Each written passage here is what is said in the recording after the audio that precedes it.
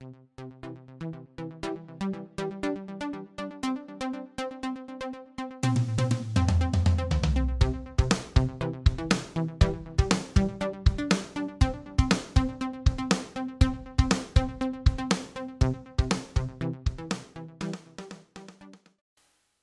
godinu obeležila je pandemija koronavirusa, ali obeležili su i napadi na novinare i novinarke i deluje sve učestalije.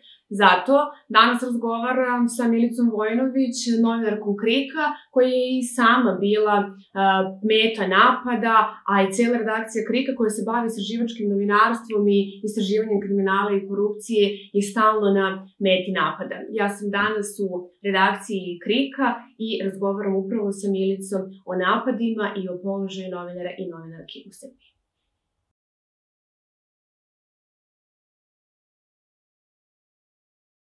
Milica, koliko već radiš u KRIK-u, odnosno koliko se već dugo baviš istraživačkim novinarstvom? U KRIK sam došla pre 4 godine i toliko se i bavim istraživačkim novinarstvom.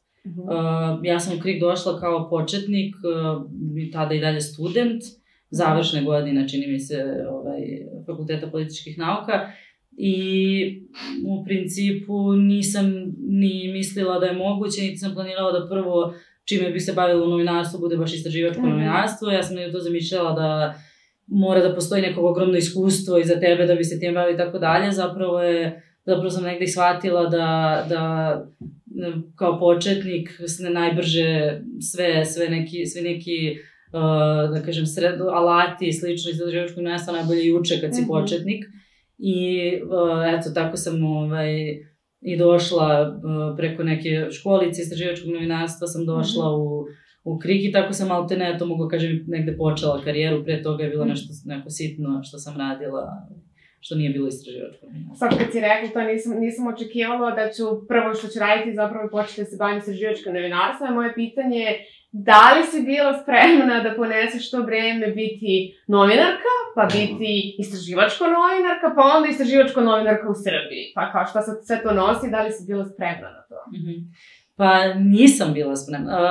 Mogu da kažem da sam bila u teoriji spremna, znači sve ono što ja znam sada da je istraživačko novinarstvo i sve to istraživačko novinarstvo u Srbiji, ja sam znala to sve u teoriji i nije mnogo razlika od toga od prakse, ali tek u praksi razumete šta je to, tek u praksi sve to osetite i tek u praksi možete da kažete da li ste spremni ili ne.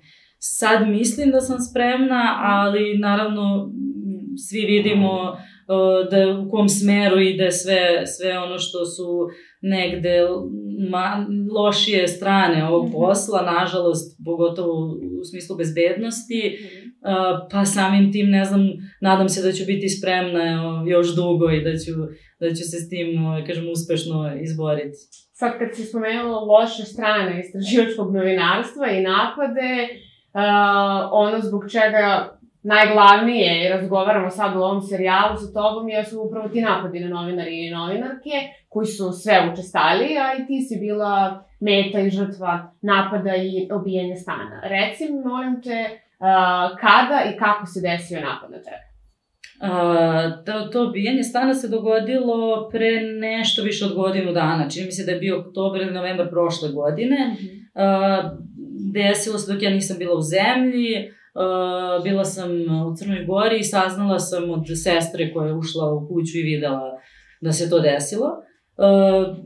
U tom trenutku je to već bio drugo obijanje stana novinarki, to jest, kažem, članova KRIK redakcije, i ja sam znala da moram to da javim svom uredniku, da mi imamo tu neke korake koje moramo da preduzmemo i eto, negde sve smo to uradili što smo mogli. Toga je prošlo godinu dana. Ja sam već znala da nisam imala prevelika očekivanja što se tiče rešavanja slučaja mog, jer 2 godine pre toga je obijen stan moje koleginice Dragani. I ni tada, ni sada, ni njen slučaj nije bio rešen. Tako da negde nisam imala prevelika očekivanja, ali i nisam bila ni sigurna, naravno, u startu da li je to imalo veze sa poslom, taj konkretan slučaj. Sada sam negde sigurnije, ne mogu da tvrdim naravno da je 100% tako, ali prosto evo, pomenula bih svakako i nedavno je ubijen stan i trećoj našoj koleginici. To je 3 stana, mislim, na nas 15 članova redakcije. Prosto, da, i nijedan do sada nije rešen. U mom slučaju, ono što je bilo jako, da kažem, negde sumnjivo i čudno, je to što je deo novca iz moje kuće uzet, ali deo novca koji je taj lopov, uslovno rečeno, uzeo iz jednog ormara u novčanik, ostavio taj novčanik na krevetu pun novca, znači neko je imao to u rukama i ostavio. Meni je jako prosto čudno da jedan lopov neće da uzme novac. Eto, ono na što smo mi nailazili u policiji su bila često ubeđivanja da ti slučajevi nisu u vezi sa poslom, da ne treba da razmišljam u tom smeru i negde su pružali malo taj otpor kada smo mi insistirali na tome. I to ono što mi se ne dopada, ali eto, svakako bismo, mislim, mi svi voleli da dobijemo neko rešenje tih slučaja, pa naravno i bili bismo i srećni da to stvarno se ispostavi da nije imalo veze sa poslom. Da, lepo si rekla, malo je čudno da imate 3 napada, 3 ubijenja kuće, što više ništa ili skoro ništa nije ukradeno, a da institucije kažu kako nije povezano sa poslom, a bavite se istraživanjem kriminala i korupcije, tako da... Jeste. Ja negde bih očekivala da to isto bude njima jedan od primarnih, da kažem, puteva u kom smeru u kom će da ide istraga. Kažem, negde su odbacivali to, ali ja se nadam da se na tome i dalje radi. Mislim, ti slučajevi su otvoreni, tako da prosto, eto, neko bude da imamo i dalje nade da će se to rešiti. Da, sad kad si spomenula i obijenje stanova, pročitala sam vaš urednik Stevan Vučinović je dao izjavu da matematički gledano je svaka 5 osoba u vašoj redakciji napadnuta. Pa šta se tu dešava i kako se nosite i borite sa tim? Pa, eto, u principu, da, 3 obijanja stana na nas 15, to prosto i dođe statistički na to da je svakoj 5. osobi obijen stan. Međutim, mi smo i pored toga imali još neke slučajeve. Mojoj koleginici Bojani je prilikom fotografisanja predsednikovog sina u društvu jednog kriminalca bio oduzet telefon i to su joj oduzeli, oteli, ne oduzeli, prosto neki sumnjivi tipovi koji su tu stajali.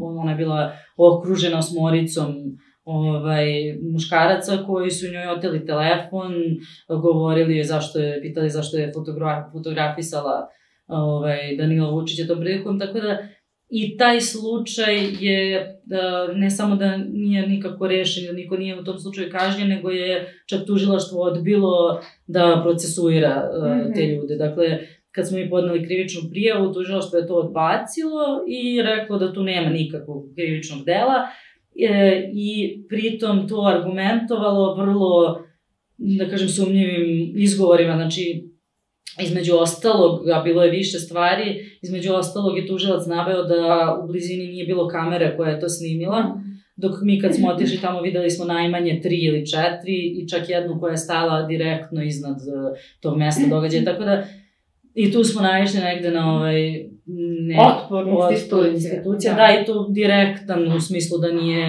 prosto nisu žele uopšte da se bave time, smatraju da tu nema nikakvih problema i da je sve okej, da ona, čak je napisano da ona nije bila ugrožena, što negde, mislim, je jako, meni je barem vrlo sporno, mislim, i prvo što ona zna da jeste bila ugrožena jer je to valjda osjećala, a drugo što, mislim, nekom otima telefon iz ruke u trenutku kada ste u mraku okruženi osmoricom tipova, prosto nije... Dok radite svoj posao. Naravno. Da. I sada, za kraj, čudno pitanje, kakav je položaj novinara i novinarki, pa ne samo u Srbiji, nego generalno, kakav je položaj novinara i novinarki? Pa, vrlo nezahvalan.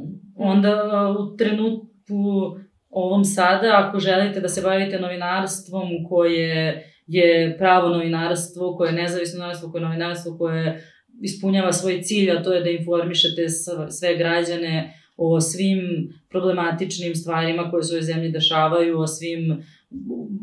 to je prosto negdje definicija novinarstva, da informišete ljude o onome o čemu neki drugi ljudi ne žele da se piše i govori i da ne žele da se sazna. I to ono što mi radimo, to ono što rade i mnogi naše kolege i nažalost nismo u zavidnom položaju, nismo, onako, vrlo je stresan taj položaj, zato što vi nemate neke direktne stvari, imate nekoliko koje su se desile, imate zapaljenu kuću jednog novinara, imate i neke onako vrlo očigledne napade, a imate i neke napade koji su verbalni, koji su suptilniji, koji nisu direktni, koji nisu na ulici da neko dođe i da vas prebije, ali imate konstantan stres koji se izaziva kod novinara koji ovo radi i koji jednostavno posle nekog vremena mnogi novinari nisu uspeli možda i da izdrže, pa su možda i prestali se bave ovim. Tako da, vrlo je to suptilna jedna presija koja se vrši na novinare, bilo da ćete sutra biti na naslovnoj strani nekog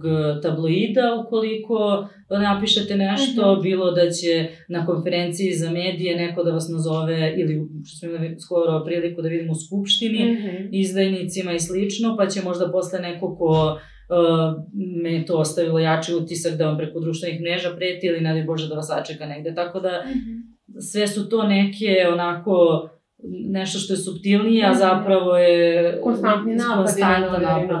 I rekli si jednu dobru stvar, pre nego što smo počeli sa snimanjem, što bih volila da kažeš i našim gledalcima i gledateljkama, to je da napad na novinare i novinarke je zapravo napad na svih nas i na čitavu javnost, jer novinarstvo je uvek u službi i interesu javnosti. Pa hajde da i to objasnimo. Da, ja prosto ono što mi osjećamo, taj nekakav stres i sve to jeste neki naš problem, ali onda je tu možda još veći problem da kada smo mi onemogućeni da dođemo do nekih informacija i da ih objavimo i da ljudi to saznaju, onda su dakle i onemogućeni građani da to čuju i da saznaju šta je neko uradio, a nije trebalo, ili šta nije uradilo, a trebalo. Znači prosto negde kada smo mi u lošoj poziciji, onda su i svi građani ove zemlje koji imaju pravo da od nas saznaju to. Bilo da možda neki moj potencijalni kolega sutra neće odlučiti da se bavi ovim jer vidi u kom je stanju. Možda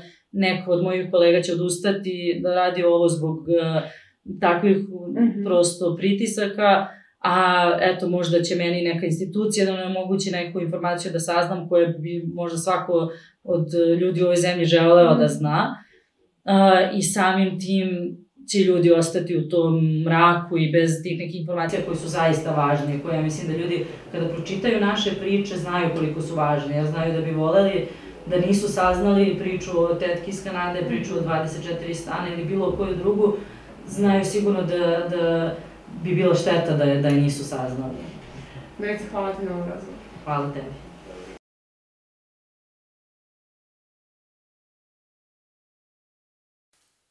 I kao što je Milica rekla, napad na novinare i novinarke je napad na sve nas, jer novinarstvo je u službi i interesu javnosti, pa tako treba da se borimo za istinu i štitimo one koji do istine pokušavaju i da dođu. I Milica je rekla da ostajemo u mraku, a verujem da ni vi, a ni ja ne želimo da budemo u mraku. Ja sam Tamara Orošević, vi ste pratili još jednu Edit reportažu.